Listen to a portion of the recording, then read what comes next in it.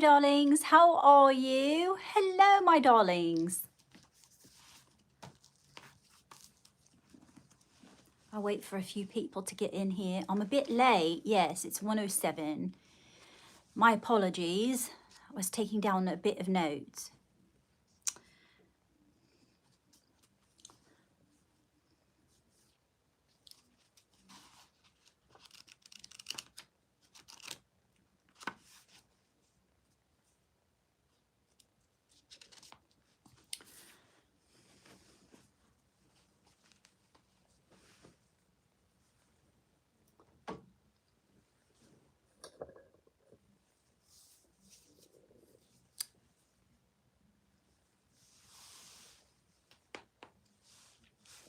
Hello, darlings. How are you?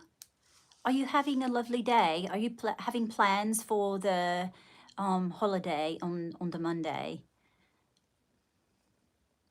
Hello, darling. Hello.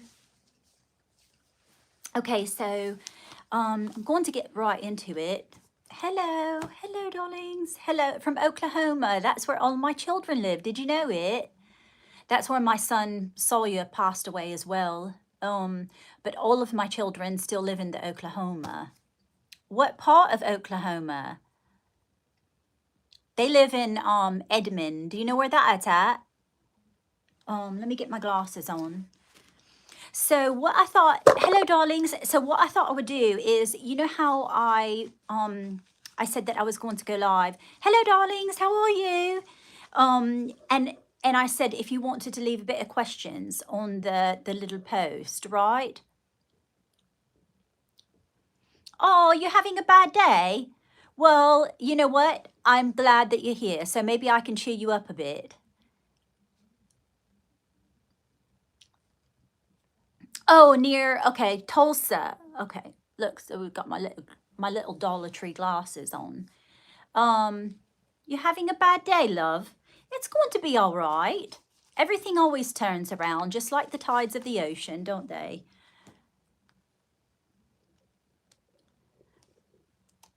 Near Tulsa. Okay, okay.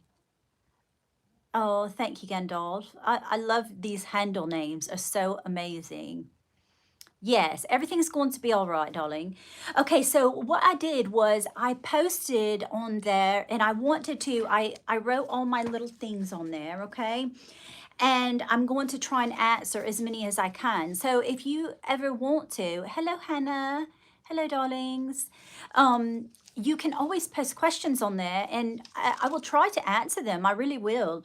But this first one, so we wanted to talk about manifestation. And the reason that I wanted to chat about this was because rather than doing channeling or whatnot, is because obviously that's where my first channel ended up. That's when I originally started my channel, which was all about manifestation.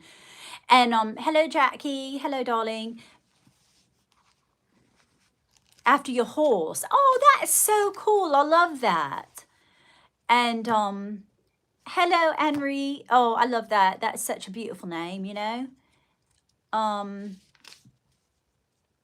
Yes, I love Christ. Thank you. Christ consciousness is wonderful.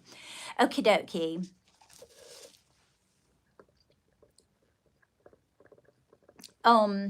Okay, so like I said, several people asked questions and I wrote down your handle, pardon me, I wrote down your handle name. And so these were the questions that I want to get to those. And those are lovely questions. So let's get on with it, okay? I'm doing fine, thank you. Thank you. I'm very excited for the weekend. Okay, so this first one was for Mary, which I recognize, at Mary.Canino335. Is that how you say it, Mary? Canino. And so Mary wanted to know, yes, she's going through menopause and having all of these moments of ups and downs, okay? And her question was, how does she also, she knows that she's dealing with the premenopause or the menopause, okay? So we're all menopausal people here, but we're not going to identify with that, right? I don't identify with it. Because I do believe that what you focus on grows, okay? It creates momentum. And she says, I'm dealing with alcohol dependence. And she struggles with that. So now, as many of you know, if you've read my blog or you've been on this channel for any amount of time, you know that I married two alcoholics, which is so interesting, right? And my father was a very, very dysfunctional alcoholic, addict, you know. And he stopped drinking when I was 11. But so he's been sober for 40 plus years, right? So then I go on because this becomes a normal thing. Usually, I mean, it can be stimulated by heredity, um, but we're not going to use that as an excuse either, are we? So then I go on to marry two people that also had alcoholic tendencies, okay? And this is very normal to do this. So, but Jeffrey has been, I don't know about my ex-husband. He was a closeted alcoholic. I had no idea that he was an alcoholic. He would travel loads. And so this is my ex-ill-suited mate that I was married to for 25 years. And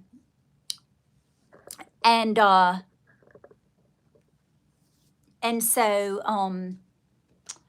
so that's neither here nor there. But my Jeffrey Sean ended up having an alcohol problem the last 2 years when we lived in Tampa.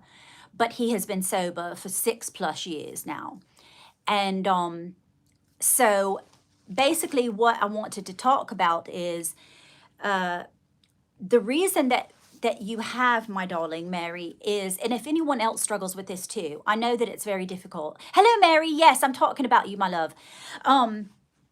Is that when someone is dependent on alcohol, and it's just like with anything, you could be dependent on food. There's no difference, and there is no judgment here, because this is only a symptom and a symptom and a sign of something internally more at bay here, which is that all that we want to do ever in life as a human being is to detract from the pain and the emotions that we're feeling, right? So we will lean on drugs, we will lean on shopping, we will lean on cleanliness.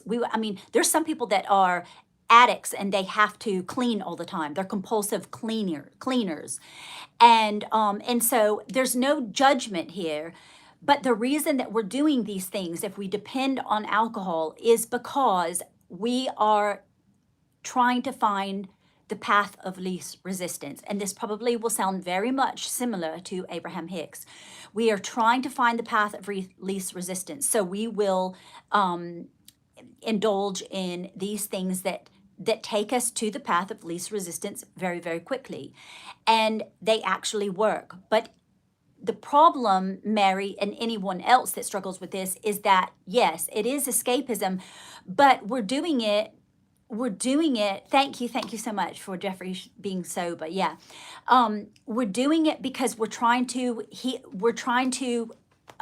get away from something that is internally that we need to fill the gap in. Okay. And so usually, obviously, that is always pain, grief, feeling, lack of self-worth, whatever it is, it doesn't matter. It's all the same thing. We're all trying to find relief from this pressure of that. And what does alcohol do? It absolutely works, but it doesn't work long term. Okay? So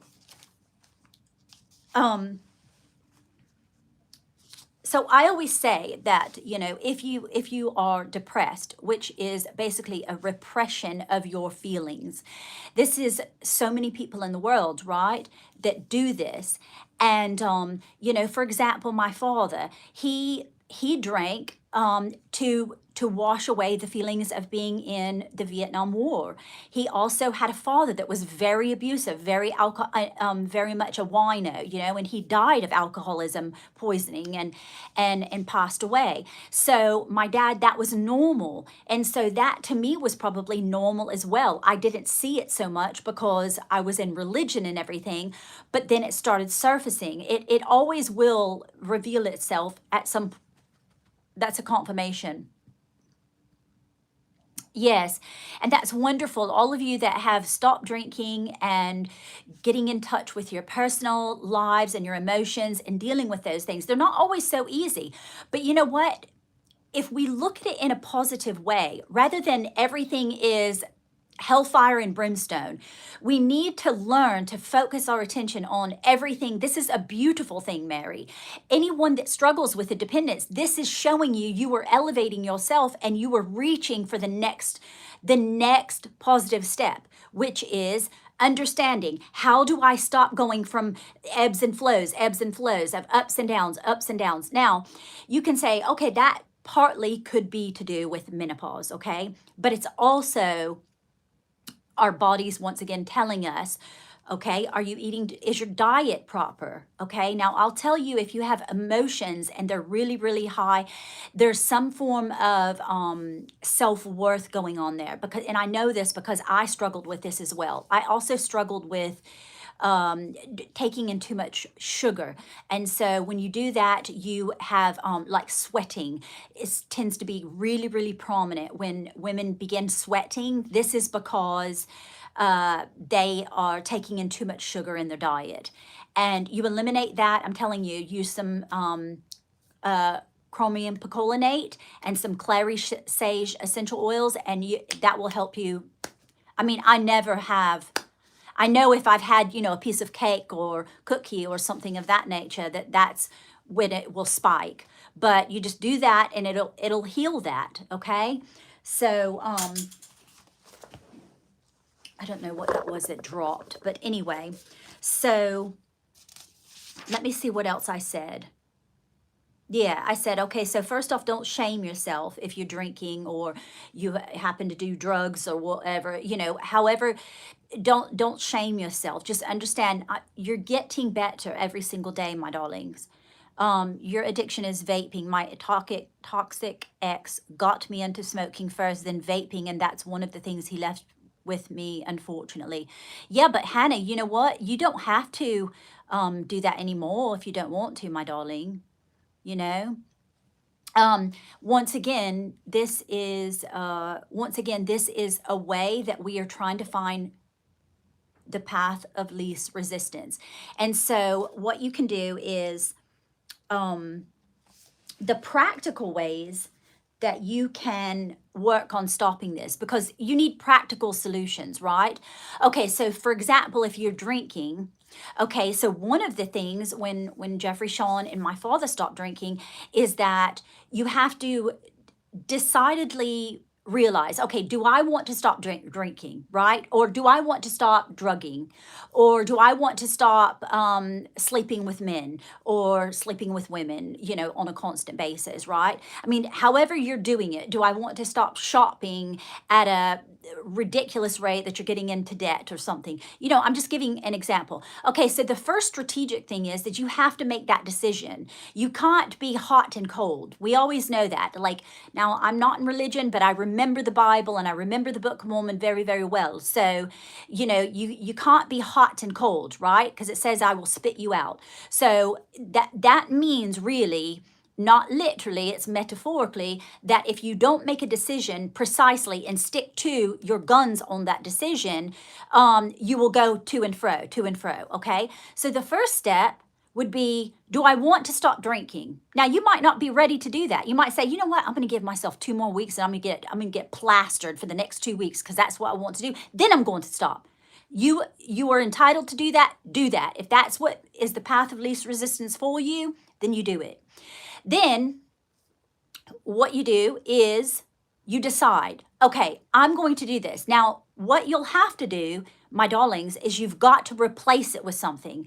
If you don't replace it, you will once again have a gap, which you will try to fill that. And then what will happen is you won't be able to sustain that very long. You won't be able to stop drinking because you did not replace it with a positive habit. Do you understand? So, okay, say for example, you are normally the biggest time you might be a lone drinker, okay, or you might be going out to friends. So let's give both as an example, okay? So if you are a lone drinker, what are you going to do if you're thinking and maybe you're in a moment, okay, let's pretend you're in a moment. You just heard something bad, or you got on a momentum of thinking about your ex or something, and you're like, oh my God, I don't want to think this anymore. So what would be the first thing that you would do? Okay, I'm going to pour myself a drink. Okay, so you have to not forcefully, this is the problem with so many people, my darlings, is don't forcefully make yourself like, I have to do it. No, be kind to yourself when you say, you know what would the gentle Mary say to herself? Okay, I don't want to drink. No one's forcing you not to, because I think that's the biggest problem. Have you ever noticed people say, oh, you have to stop doing this, and then you've got to go to AA, and you've got to do this, and you've got to do that. You don't got to do anything. You know what I mean? You, if you can lovingly find yourself in a state of acceptance and love, I'm an alcoholic. So what? Who cares? I'm a drug addict. So what? Who cares? I'm a whore. You know what? I like to sleep around with men. Who cares? Don't let anybody judge you. And you stop judging yourself. This is going to be a massive, massive step in sobriety, because we shame ourselves. We make ourselves feel terrible. Like, you have to stop doing it. No, you don't have to stop doing shit. And don't let anyone tell you that. Don't let anyone tell you, oh, you're a horrible, wretched person because you're an alcoholic, you're a drug addict. I don't want anything to do with it. No, no, no, no, no, no, no. We're not doing that here. We don't do that. Because we have been shamed and told we're terrible people, and that's why it makes me soft in my heart, because we've been told we're not worthy. And this is the problem, that why we drink initially. It's because we want to get rid of the pain of feeling not worthy. And so you have to become worthy for yourself. Okay, my darlings, you've got to become worthy. Yeah, Hannah, I go out it, don't I? So once again, deciding that that's what you want to do, but deciding in a moment of, you know what, I want to do this because I love Mary, I love Sarah, I love whoever it is, because you love yourself, not because you're being forced to do it. Your spirit is already telling you that you don't want to do that. You want to find an alternative, because you wouldn't have the ups and downs all the time. And you wouldn't be on my channel, furthermore, if you weren't reaching for something better, okay? We have to start sometimes at the rock bottom to move ourselves up into the scales of emotions, all right? So remember that you've got to replace the habit with something positive. Okay, so for example, if you would normally go and get yourself 2 bottles of wine, and you did that, say you actually did that, and then you're like, you know what, I don't want to. Okay, so there was one night, I'll give an example. Okay, so there was one night, now this is when Sawyer had been murdered. Okay, and so we waited a week because it was a crime scene, so there was tape everywhere, caution tape. No one could get in there to maybe me see if I could find my son's things, or if there was particular things that I could take with me that I wanted to hold on to, because he had passed, right? And I've talked about this before. For some reason, I don't know if it was my mother intuition or knowing, but I needed to see where my child died, and I wanted to see where he had passed. I just needed to. I don't know why. It sounds morbid, but that's what I did, and I don't apologize for it. So when we went there, my ex-husband was running me through the gamut. He was talking to me like I was a dog, telling me that I was a horrible mother, and how could you dare do all these things. So on top of that, he had alienated me from my children, and this was on about the 6th year, okay, when my son Sawyer was murdered. Okay, and knowingly, my ex-husband couldn't stand Sawyer. Sawyer was his least favorite child, but then he goes on to the news and tells everyone that was his favorite child, which was a lie, but that's okay. That's neither here nor there. Well, at the same time, I was having to do I took full control, and everyone was really in a bad way, okay? So when I went to Oklahoma, I'm getting to the point of Jeffrey Sean, because he at this time still drank heavily, okay? And So at the time, Jeffrey Sean was at the hotel getting plastered drunk. And so I didn't have that support system that, for those couple of days. And then because my ex-husband was losing his mind as well, my children, my surviving 3 children were just completely like blitzed out of their mind as well. Um, and didn't know, like screaming and not knowing what to do. Okay. So I had to go and do funeral arrangements and decide, are we going to fly him back?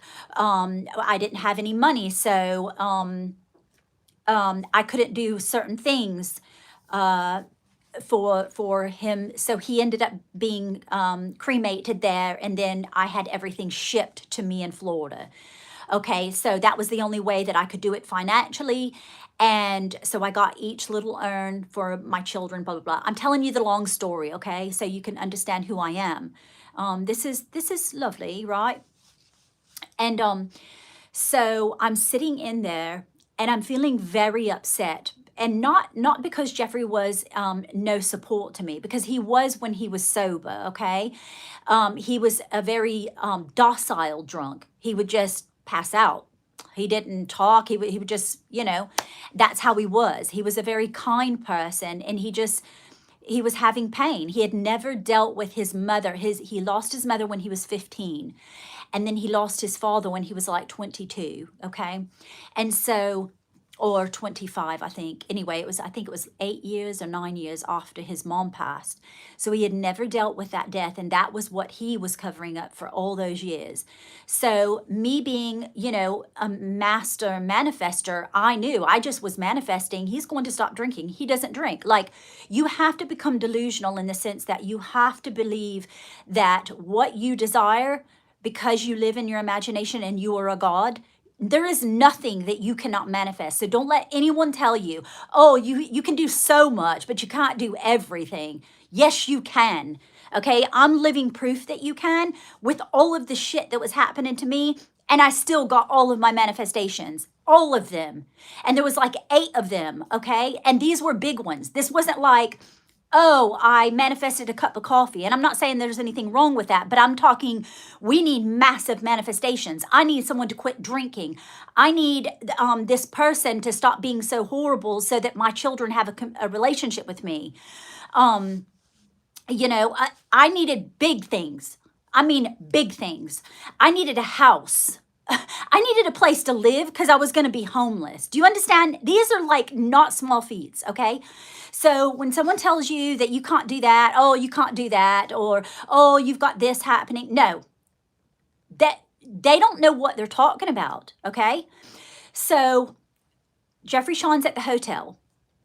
I go and get him his booze or whatever because he doesn't, obviously didn't want to drive or whatever. I don't care. He has no effect on me. You have to learn that when someone is in their addiction, you don't let it have any impact on you. And that is fucking hard. Pardon my French. That is hard to do, but you can do it.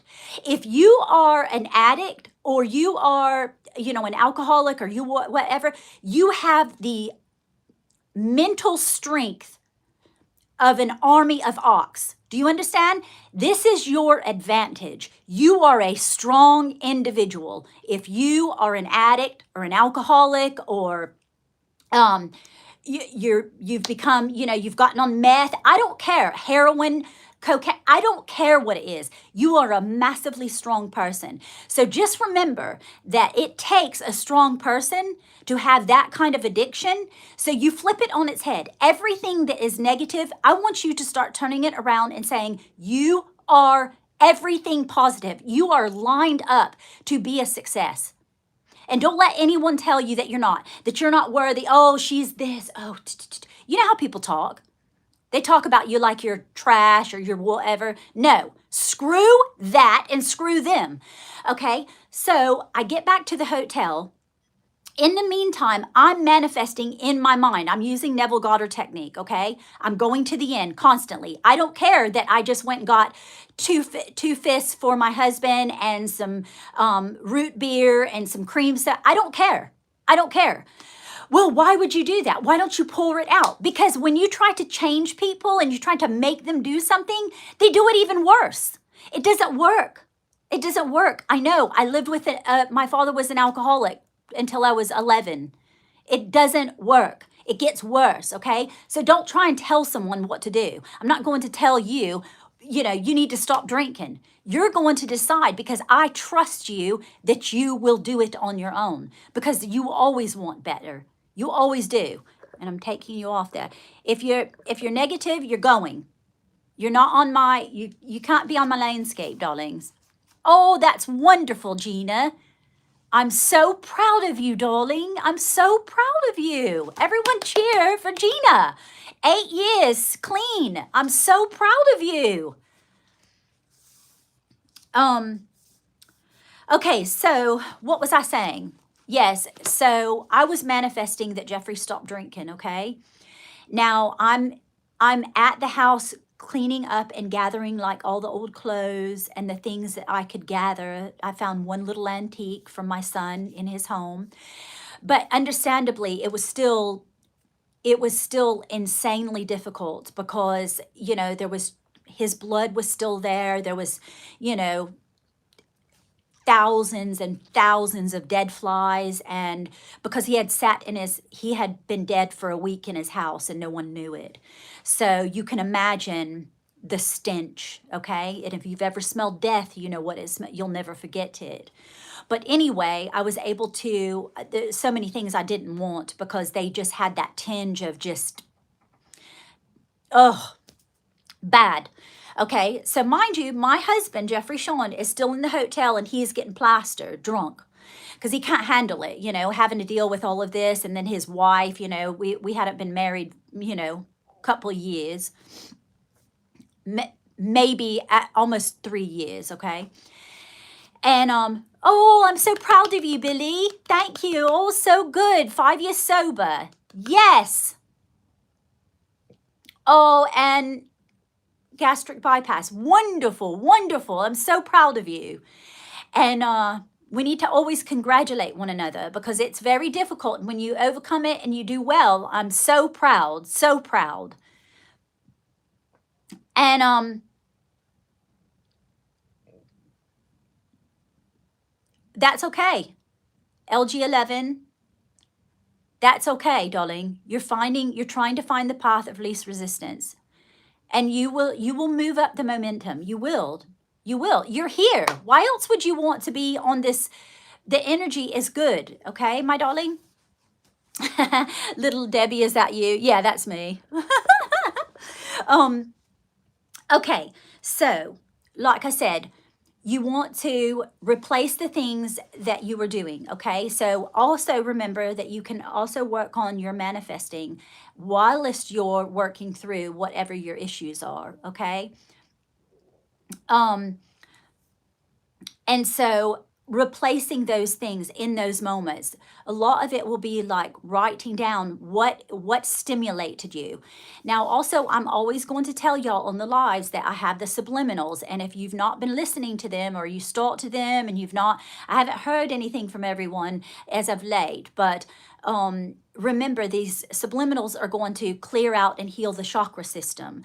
And so this is going to really elevate you with your, addiction. If you're struggling, this is going to really, really help you. It's going to accelerate your healing and your growth. So remember that. If you want those, just Raquel at raquelcarter.com, and I will send you the subliminals. Anyone else that knows that wants to talk about subliminals, if you've had them and you've been using them. Yes. And Sarah, I understand you, darling. I understand you. And so the greatest thing is you're going to want to try and heal yourself. Focus on yourself. This is what I did. I did not tell my husband, you need to stop drinking. You need to do this. You need to do that. No, actually, in fact, you want to know what I did? I didn't cover for him. So, for example, he didn't mow the grass. Okay, he's a landscaper for celebrities too. So, whereas this is the problem, say, for example, like my mom and people that have issues. Normally in families, to keep the secret quiet, they will overcompensate for the addict. Okay, so for example, this would have been me growing up. If my dad came in and made a big fuss and broke dishes and threw food and boiling water and was going to shoot up the dog, you know what I mean? Like to threaten to kill the dog or whatever it was that particular week. My mom would go into mode, which I learned as a little girl, to clean up his mess. You just start cleaning up. You make it to where no one knows that this is going on outside this house, which everyone does. It doesn't take a rocket scientist. Is that what you say, rocket scientist or a rocket science? It doesn't take rocket science to figure out that what your triggers for drinking are putting a drink to your lips. Stop it. Well, that's a little bit harsh, darling. Rosalind, that's a little bit harsh, okay? It's not so easy come and go. You know what I mean, love? Oh, good, Mary. Oh, good. Good, Mary. So what you don't do is you do not overcompensate and become a martyr for the addict. So, for example, my mom would clean up for my dad, okay? Make everything look perfect. So then when he wakes up the next morning, he's like, what are you talking about? House is perfect. There's no, what do you mean? And so this is that codependence that we do not need to do. So for example, I would go and get Jeffrey Sean the alcohol, okay? But what I would not do is mow the grass for him. So every single day he's waking up seeing the grass is like 4 foot high. Do you think I'm going to go out? Yeah, I could go out there and mow it. Do you think I'm going to? No, because I will not overcompensate and become dependent and create a monster. That's what you do. You create a monster when you overcompensate for the addict. So I would go and get him his alcohol. That would be fine. I don't care. I just said, I'll just go to your funeral. That's just what'll happen. I mean, it was no likeness to me because I had already had a child that was brutally murdered. So when you're going to come at me with some kind of nonchalant thing like being an alcoholic, that's child's play when it comes to overcoming and becoming a happy person, even when your child's been murdered. Because most people don't come back from that. So all of these things I've turned positive, and this is what you're going to do, my darling. So I came back from actually doing the planning services for my son at the funeral home. I had an appointment. And in the meantime, now remember, I'm going to the end. Every night I'm sleeping. Oh, it's so wonderful that Jeffrey Sean doesn't drink. Oh, it's so wonderful. We go on dates on the weekend. We do all these fun things. I used to dream about that, okay? So this is what you're doing as you're manifesting, because you manifest for yourself as well. If you are an alcoholic and you want to stop, or, you know, doing whatever, maybe you smoke pot a lot and or cannabis or whatever, and you want to stop, you manifest oh, I remember when I used to smoke a lot. I remember when, and it sounds ludicrous. It sounds absolutely bonkers, but what it does is it penetrates your subconscious mind, and you eventually will become that person, okay? But you do need to listen to my subliminals. I'm telling you, they're very, very helpful. And so I go back to the hotel, and Jeffrey is awake. He had just woken up, and I was very, you know, it was a lot for me to take and all of that. And I was by myself, obviously. And he says, listen, I want to do something. And I was like, oh, what is that? You know? And he's like, I want you to take all of those. And there was three big bottles of alcohol. Like, and he was like, he liked vodka and, what's that other one you mix with the cream soda or the root beer or something? I think it's the cream soda. And, the Captain Morgan, is that what it's called? Captain Morgan. And, he said, I want you to throw all of that down the sink. I'm never drinking again. And I was like, ugh. I mean, I just bought them. They hadn't even been popped the seal. Are you sure? Because that was like, I don't know, $75 that I just spent on all that before I went to the funeral home. And he's like, yeah, I'm absolutely positive. He's like, I can't even be here for my wife that is going through the murder of her child. and I can't even be supportive of her because I'm drunk. And so basically that helped. I mean, obviously I'm trying to look for the silver lining, and that was one of them. Saw You're Dying actually created this desire for Jeffrey to stop drinking. And so that's beautiful, right? A year sober. Oh, I'm so proud of you, Paul. Wonderful. You've never been more depressed in your life because, darling, even though we quit the habit, now you have to overcompensate and you have to start digging into this internal, all of these trauma wounds that we've got, okay? Because initially the reason that you start drinking and you start doing drugs, right, is because you're trying to mask a pain. So let's dig up the pain and the trauma when it's touching. I always say touching, you can't bandage uh a bullet hole with a band-aid. You can't do it. It won't work long term. So most people, when they don't overcompensate with trying to do the inner work, okay, you can't spiritual bypass. You got to get in there and do it, darling. Paul, you've got to get in there and do it. Do the internal work. It's going to be all right. You're in a safe place here. It's wonderful. Okay. We're going to have wonderful days and we're going to have shitty days, like in the shitter. And that's all right. That's a part of life, right? How would we know what we do want if we don't know what we don't want? The only way is to be able to, we've lived it. So we know, oh, I don't want that. Now that makes me go forward motion into exactly what we do want.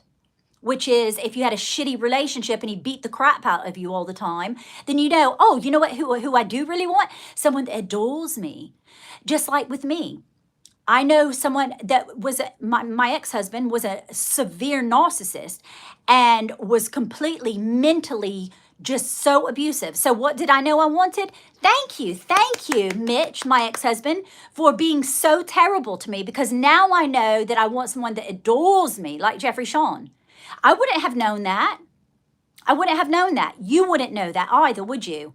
Oh, I know that I don't want this person or this kind of person, my soulmate, to come in and be this kind of person. Oh, they're terrible with money. You were going to know. Oh, I know I want someone. You're going to hit the ground running because you're going to know the things that you want. How more fabulous could that be, right? Okay, so now I've got the Marisol T6S, how to manifest a soulmate. Okay. So the first thing that I will always say, for example, when I wanted to manifest Jeffrey Sean, my twin flame, and I don't care what people say. The people that don't have a twin flame are the people that say there's no such thing as a twin flame. And let me be the first to tell you, if you believe that there's twin flames, there are twin flames. And so the people that are out there, oh, this is a course on the twin flame. There is no twin flame. Whatever it is, there's usually bitter people that have a scarcity mentality and they don't believe in big dreams coming true. They don't believe that you could actually have that. So, you know what? You just have to kind of like pity them a little bit. You know what I mean? Lovingly pity them. It's like, oh, you poor darling. You don't understand life, do you? Oh, you're welcome, Paul. You're welcome, darling. Okay, so first of all, we're going to mate with our own soul. So when I was saying, now mind you, I've told y'all this a million times, is that when I was manifesting my twin flame, because I knew for many years, probably a decade, that I wanted to be out of the marriage. But because of religion, I was a Mormon, I'd gotten married in the temple, my kids all went to missions. It was very difficult, right? You have your entire built up, your whole family, they're pioneers, they're Mormons, they're, in Christian faith, they're Baptists. And so when you're trying to go against the grain and you're like, oh, I'm going to believe in a twin flame, and people already think you're off your rocker because you say that you can see dead people and you talk to them, you're already on the precipice of being outed. You know what I mean? So I didn't tell anybody that I wanted to divorce my ex-husband. I didn't even tell him. And so, but I was manifesting my twin flame. Now, mind you, I was still in a marriage of 24 years. 3 of my children, one was still on his mission. Salia had already moved out at this time. And I mean, we had a mortgage, we had a new house, we had just moved to Oklahoma. So you're talking about all of this, and I'm still secretly manifesting my twin flame behind the scenes, like when I would go to sleep at night. No one knew it, right? Except my journal, my diary, and myself, and that was it. And so what did I do? I imagined all of the things that my twin flame was. He says he adores me all the time. I mean, he has a sharp nose. He loves to wear an English newsboy hat. He loves to wear, braces, suspenders. He loves to do gardening. He loves to work in the yard with me. He loves to go on flea market excursions with me. All of these kind of things you keep manifesting, my darling. Marisol, you manifest exactly what you want, okay? But the first thing that you do, like I did, was every single day you're beginning to mate with your own soul, okay? Because what do you want a soulmate for? This is for everyone. What do you want a twin flame or a soulmate for? Because you think that they're going to completely complete you? No, no, no, no, no. We will always want something because we think that in the having of it, it will make us feel better, right? So why not feel better and mate with our own soul, and then that person will come? Because you don't want a half-baked Razzie and then meeting up because I'm going to manifest that same thing, right? A half-baked twin flame or soulmate. We don't want that. You want the whole enchilada, don't you? Yes. David, we're not dangerous. You've been just programmed to believe that we are. We're lovely, lovely folks. Mate with your own soul. Yes, John. And then once you mate with your own soul, because what we're always trying to do is, I was trying to initially, I mean, I did this for 7 or 8 months. I slept on the couch, although I was still married to my ex-mate. And I was learning to mate with my own soul, liking myself, because I didn't. I had immense self-hatred because of the environment that I was in and the way that I was mistreated and abused psychologically from my ex-husband. And I'm not saying that as like, oh, I'm poor little victim. No, that's not what I'm saying. But I'm saying that that is actually what happened. I came from a childhood that was that way, and then I married someone very much the same. So when you're a broken person, you're going to find broken people. And when you're whole, you'll find whole people.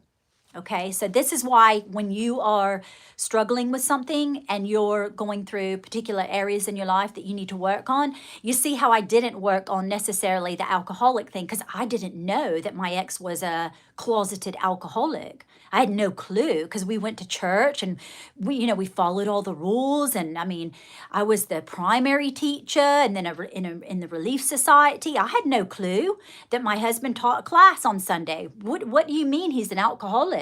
I had no clue, because I was at home birthing babies and nursing one with 2 in diapers. You know what I mean? Canning food and living on the farm. I had no clue what my husband was up to. So anyway, what I'm telling you is, you always want to mate with your own soul first. And then that person will come in and it's going to be lovely. And also you will take your attention off of seeking outside of yourself to find that person that will fulfill you. Because that's what I was trying to do as well. We always do that. We will try to fill the gap because I always wanted someone to come in and save me. But I had to realize, oh, I got to save myself. Oh, no one's coming to my rescue. And then when you do that, they come in. Very, very lovely.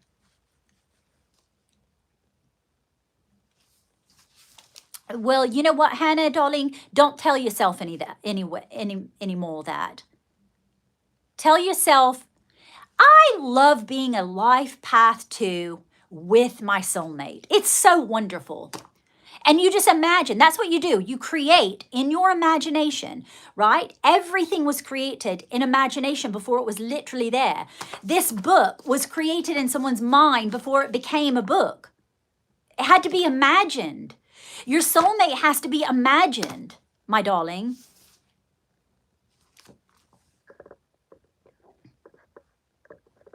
Um, okay, so we're going to go on to Kim Rowe 5308. And Kim wants to know, will she ever own a home with no stairs for her and her wheelchair?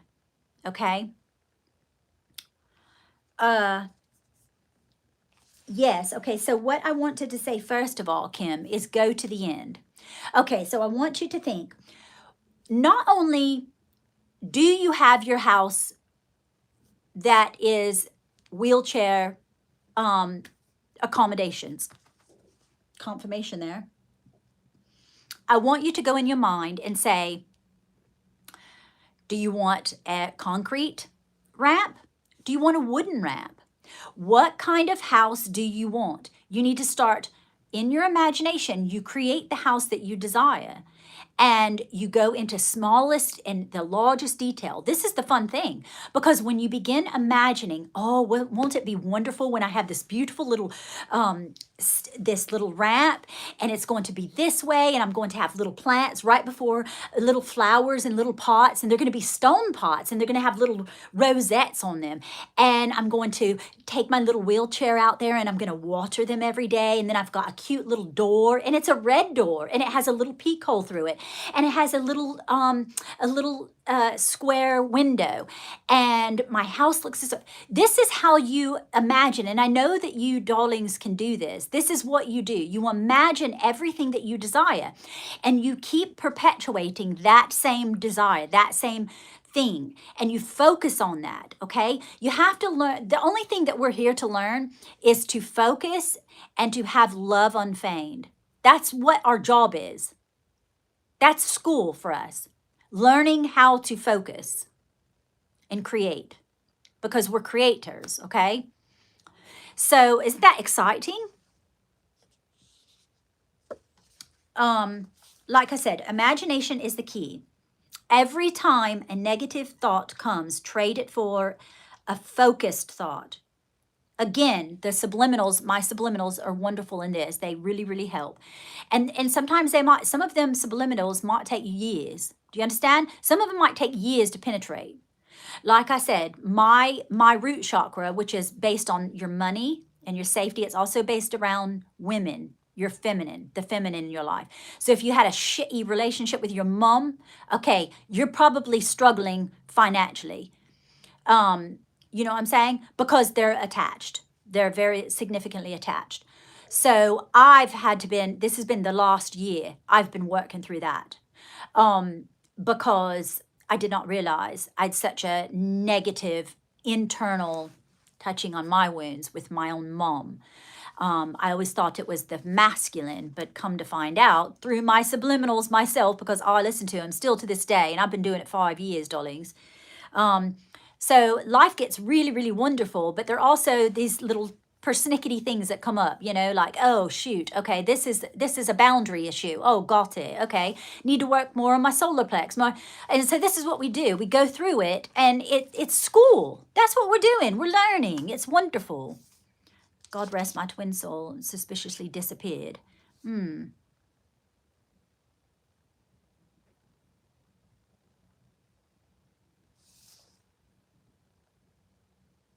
That was weird, because what is it? Doing in my headin'? I just picked up on a energy when you said that.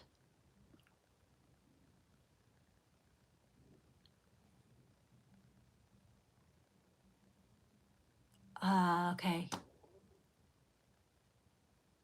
What's your name, love? Doing in my headin'. Do in my headin'. What's your real name, darling? Give me your name.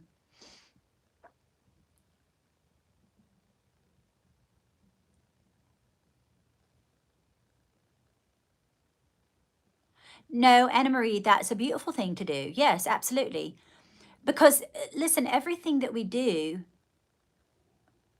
we are creating, it's for example, it's like you can create. Have you ever heard of people like they're going on the internet and you're like, oh my God, I think I have something, right? Have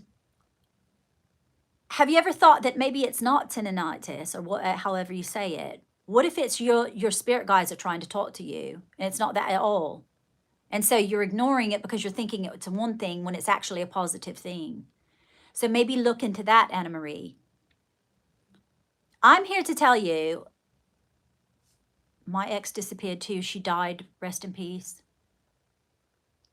She died, but she's not gone. She's probably right next to you, darling, sitting there going, tap, tap, tap. Hey, what are you doing? Listen, no one ever dies. They transition, but they become different. Look for them where they are, not where they were.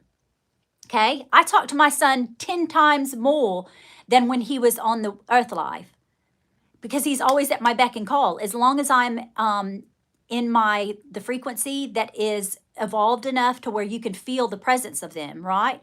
You have to understand, you have to stay in a high frequency in order to hear and receive information from them. They're constantly with you, constantly. All you have to do is say, hey, Sawyer, help me screw this light bulb in because I'm holding myself up here on the ladder and I don't want to fall. Can you please brace me? I do that all the time. There's no difference. You know how, which has always baffled me. And let me just go on a soapbox for a moment. It's a fun soapbox. Don't get me wrong. It's cute and little antique soapbox. But don't you think it's absolutely interesting that when people talk about, oh, it's weird that you're talking to dead people. It's weird. It's weird. It's weird. Okay, it's not weird. You talk to somebody called God.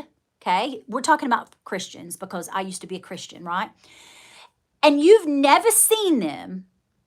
You haven't even seen Jesus because that's not the real Jesus. There's no accurate depiction of Jesus Christ. Do you understand? Because it's metaphor. That was created by man. But anyway, the point that I'm making is people will talk to God all the time. Oh, God did this for me. God helped me do this. God, God, God.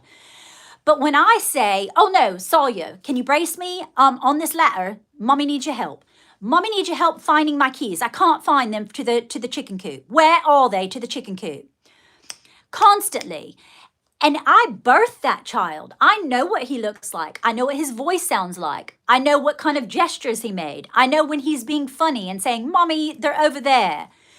Why is that so different than people that you've never seen God or Jesus, but you talk to him like you have? This is the thing that baffles me to no end because it's like, and I'm the weird one? Actually, I know this person. I birthed him. He's my child. Now, so when I'm constantly asking him for help, that's what you do with your loved ones. Your girlfriend or your significant other passed away suspiciously. Why don't you just call them in and just start talking to them constantly? They're not where you think they are, my darling. They're not, on a hillside somewhere in Vegas. Why did I say that? In a field.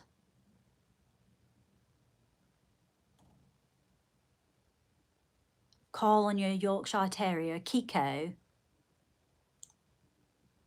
Yeah, see, Pasco, is it Paso, Pedro? Yeah, they visit you.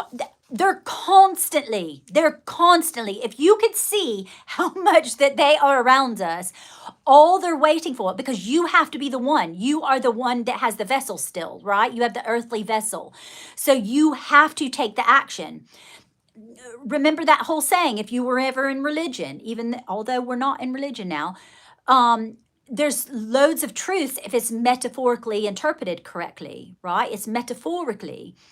And it says, what does it say in there about, I lost my train of thought.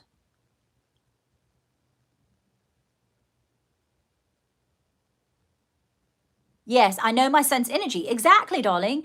And if you had a significant other and like say for example, they were kidnapped and they were murdered. Like I talk about murder very easily on this channel because my son was brutally murdered, okay? And the reason that I'm such a big advocate for being clean is because this was a drug cartel and they the person that murdered him was a meth runner. And so I'm very, very quick to understand, like, no, this is a travesty. Drugs are very, very bad. And not because they're very, very bad, but because they are diminishing the aspect of that person, which on a whim, You just decide, you know what, you pissed me off because you slept with my girlfriend and I don't like you, and you went on a meth binge, and then you murdered my son. He was playing Xbox, you know? So I'm 10 years old. Is that a joke? You're not supposed to be on here if you're 10, darling. Okay. But anyway, what I was saying is, no matter what happened, it could be the most devastating thing. I understand devastation. I do. And I think that's probably why people can resonate with me so much, is because I have been through the freaking gamut. And we're still going to rise. We will rise, and we will be positive, and we will be so beautiful for humanity and helping other people to show love. Regardless, love unfeigned. We're going to work towards that. Now, some days it might be really hard because you're like, you know what? You're a real curmudgeon and I don't like you. You know what I mean? But we're going to master it so that we can have other worlds, and we'll be gods of our own worlds one day. This is exciting. Okay, so I want to talk about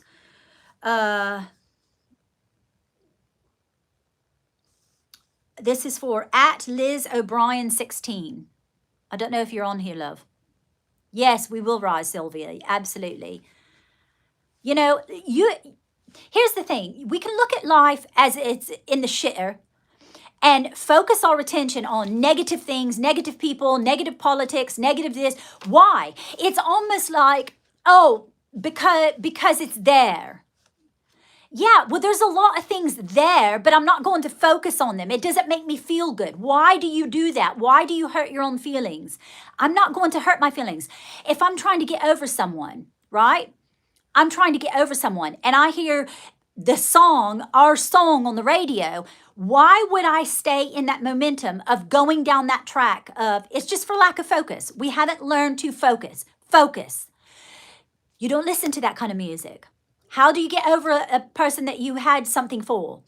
Well, first of all, try not to think of them. Why would you think of things that make you feel bad? Why are you going to hurt your own feelings? Why are you going to do that? Because you think you deserve it? No, absolutely not. I always wear a hat. You don't say that to a man that wears a ball cap, do you? No, you don't. Because I'm always in and out, my darling. Pilot guy 707. I'm in and out because I live on a little farm, so I have animals and stuff like that. So I'm constantly working in the garden, and then I'm coming in here and doing a live, and then I'm going back out there to water my flowers and pull some weeds and prepare the ground for, I got chickens. I've got to go feed all the stray little colony of cats. We've got 12 cats here. 3 of them are in the cottage, but they're all strays. They created a little colony, and so I had them all vaccinated and spayed, neutered. So yeah, that's why I'm wearing a hat, because it's constantly on my head, darling.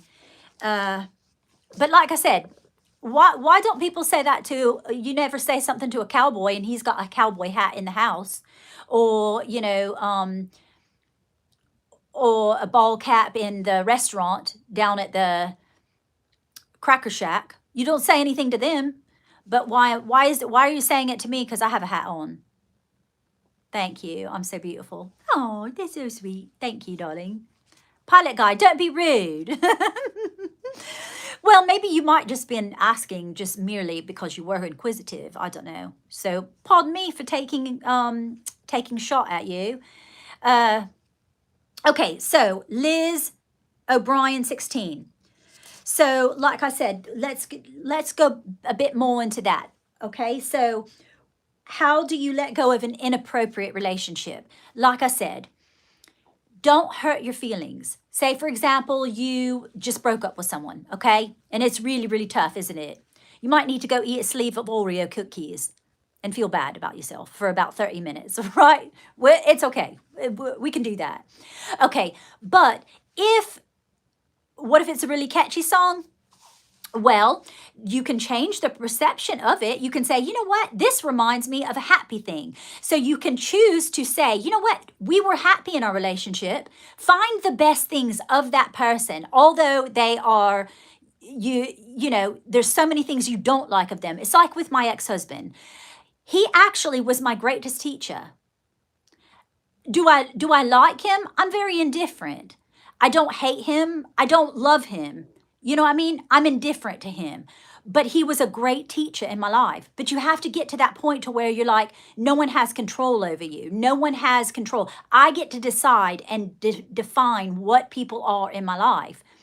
Now, that probably took a bit of evolving because listen, he kept me from my children, but see, once again, that becomes me in a victim mode.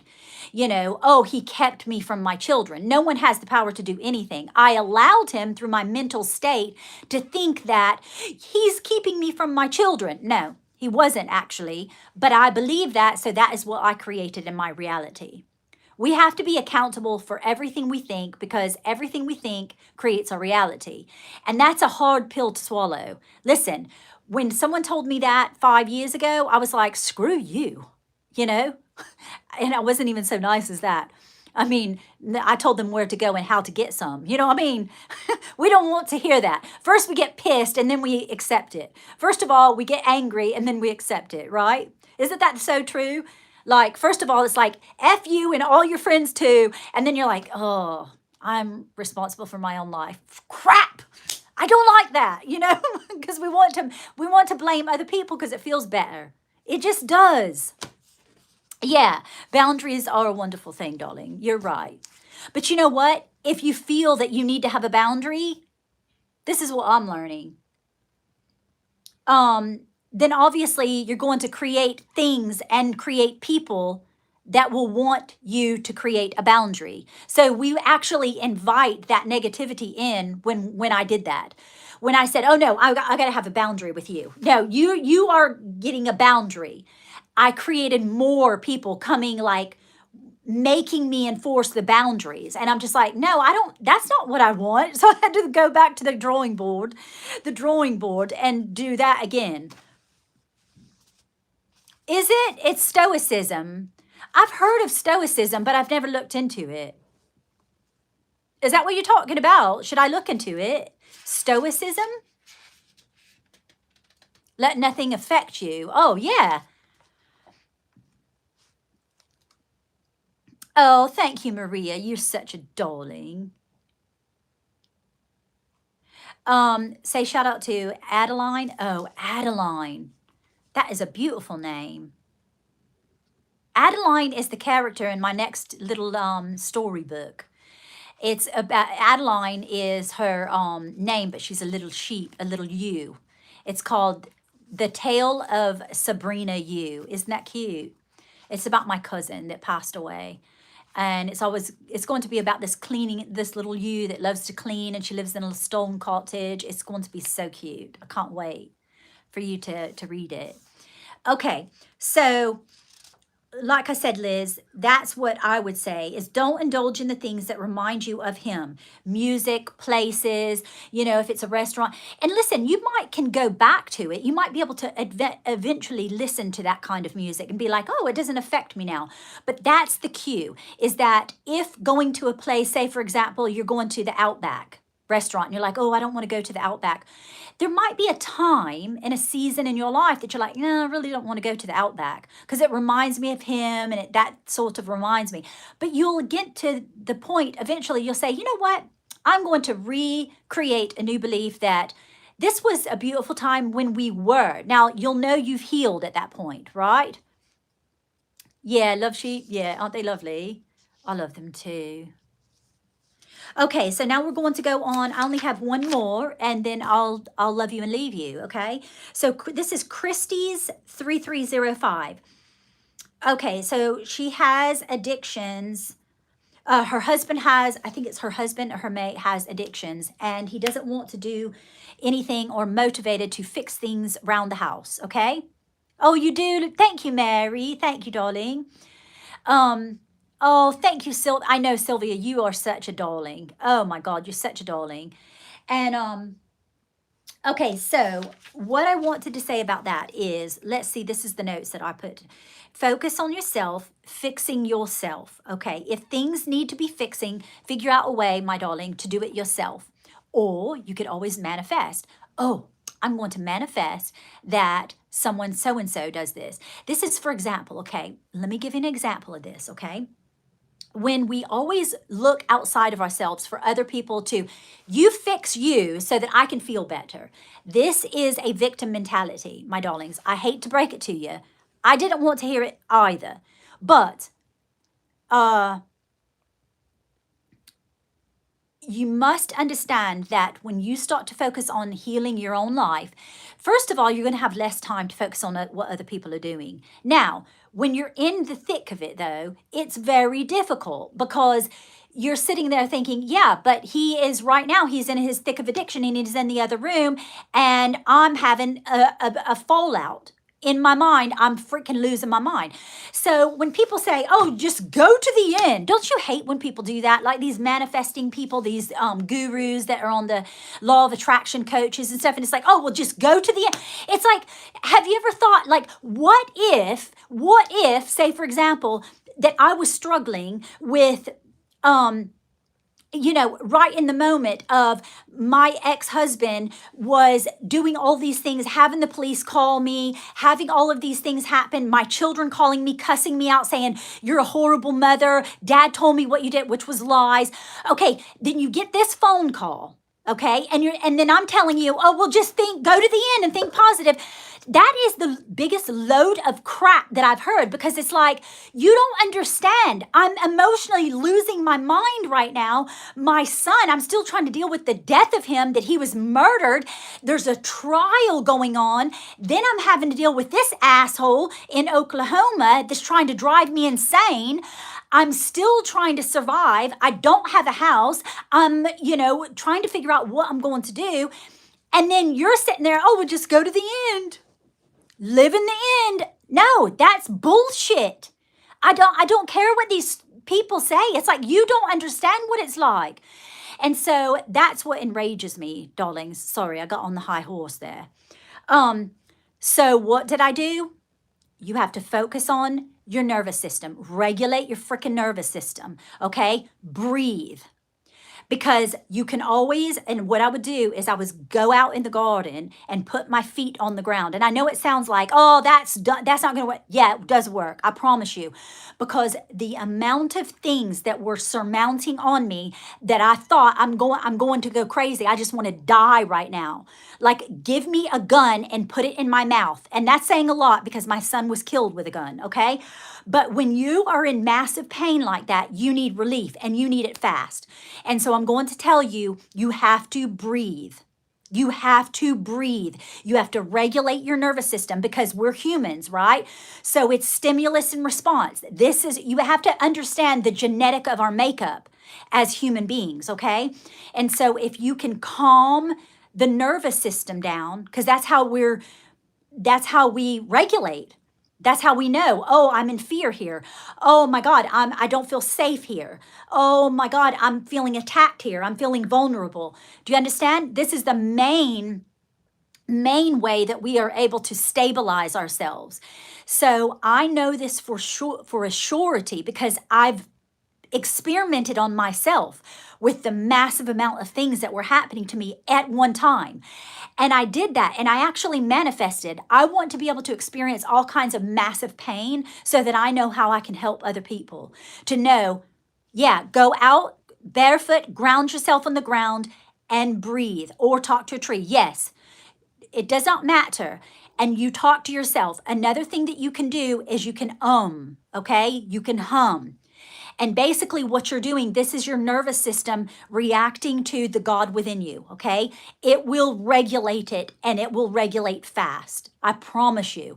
If you're embarrassed and you can't ground yourself, go into your bathroom, go out into the woods, somewhere where no one knows.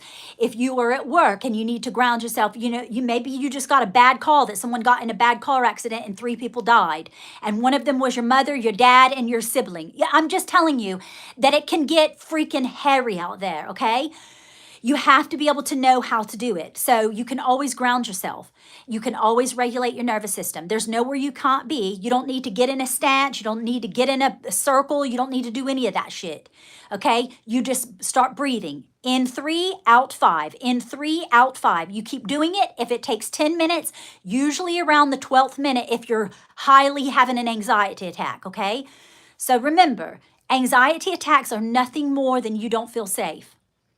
You don't feel safe, so you're going out of your head, but as long as you regulate the nervous system. I know this because I was a mermaid also. Understand that. Do you know what I mean? Because when you're in fight or flight, especially being underwater with the 30-pound mermaid tail on, silicone mermaid tail, and there's an alligator right in front of you, what are you going to do? You better learn to regulate. You better learn to regulate. Okay? So I know what I'm talking about. I've had 37 years of being a mermaid swimmer. Do you understand? I've got thousands, thousands upon thousands, dozens of thousands of hours under the water being a performer. And so, you know, when we performed at the river, there was alligators in there, you know, massive, just, I mean, all kinds of aquatic life. And, you know, yeah, I can be around a shark and it doesn't bother me. I know how to regulate myself. And so you have to become one with yourself. There's nothing that you cannot be, do, or have, my darling. Nothing. And so if anything, I want you to be optimistic. I'm here too, driving to get my girl from school. Oh, hello, darling. I remember your name. I love you. Flower Subs. Hello, darling. Do you know where I got my name, Raquel? You want to hear it? Oh, there was one more, darling. Oh, I was just going to say my dad back in the 70s, right? Because I was born in 72. And, you know, my first portion of my life, I lived, you know, abroad. But anyway, my dad loved Raquel Welch. And so he named me Raquel Welch. I'm like, Daddy, why did you do that? That's a big thing to look up to, you know what I mean? Oh, you can't hear me? Are you sure? Let me see if I can turn it up. Is that better? Is that a bit better? I look young. Oh, I'm 53, but 253 as a mermaid. I'm a bygone mermaid, you know. I came back as a human. Shh. Okay, so there was one last one before I love you and leave you. It is Vanessa, BG8PD. And she said someone has put a psychic attack on her. No. First of all, I don't want you to believe this because I know that there are tarot readers and there are people out there that will tell you, you know, you need to buy this thing so it's going to help. It's a spell to help people not have a psychic attack on you. You don't need to pay for someone to not put a psychic attack on you. No one can put a psychic attack on you. It's not possible. It's not possible, darling. What it could be, though, I'll tell you what it is. That because you believe that if it's a psychic attack and you believe someone saying you can put a psychic, this is victim mentality, a feeling that someone has control over you. And Christians and religious people learn this early on. I know that you don't have any control outside of yourself, but you do because you're a god and a goddess. Basically, what I want you to do is just say, you know what? No one has control over me. I am protected. I have this silver lining, this egg bubble around me. I am untouchable. No one can touch me.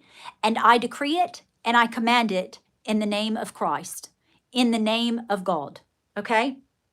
I like doing Christ consciousness because, or my inner being, because you are God. There is no one outside of you. You are God. You are Jesus, okay? So, no one has power over you, period.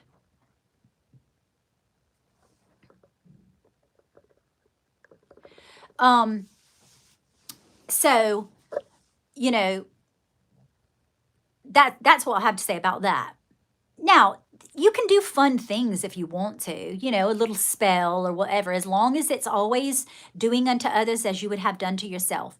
Do you want your lovely little friend to have a job that makes really, really good money? Yes, that is wonderful and lovely and of good report.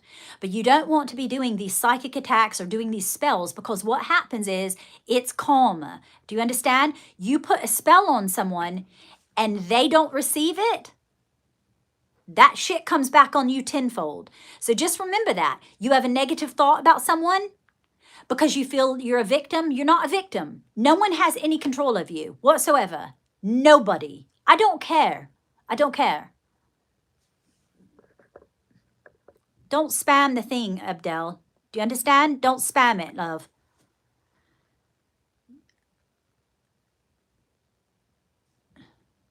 No, karma works always. It's the laws of the universe. It's like saying gravity, like, oh, well, I'm going to jump off this building, but I won't die. No, it's the law of gravity. It's energy. It has to. So karma does always work, regardless. And it is always, you know, where it talks about in the scriptures, an eye for an eye. Okay, it's the exact same thing. It will always hit you the same way. And it will be 10 times worse. Do you understand? So you gossip about someone, you're actually going to get all of that and more, but it's going to hit you so hard that it will knock you off your feet. Okay, so remember that. Thinking about, oh, that celebrity, it has no effect. Oh, yes, it does. You're going to regurgitate it. Just remember that. You will regurgitate it.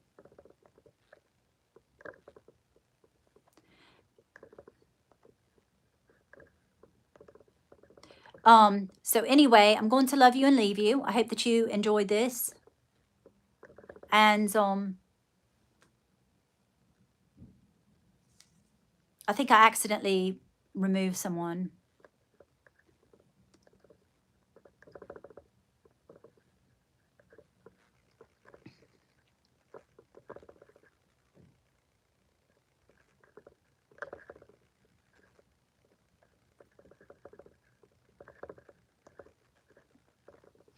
Okay. All right, darlings, I hope that you have a lovely day. And as always, I'm most affably yours until my next swim. Cheers, darlings. Toodle pip. Oh, thank you, Mary. Have a lovely day. All righty, darlings. Thank you, Billy Joe. Thank you, darling. I know I tried to report. All right. You'll have a lovely day. Toodle pip.